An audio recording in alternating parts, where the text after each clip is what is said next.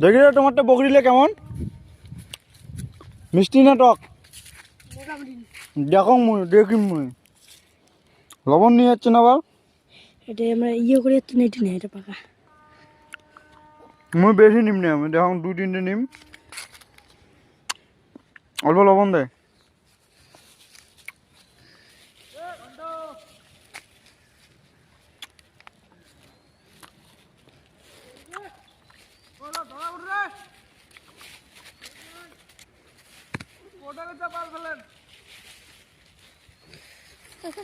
ভাই লবণ নিছি ভাই।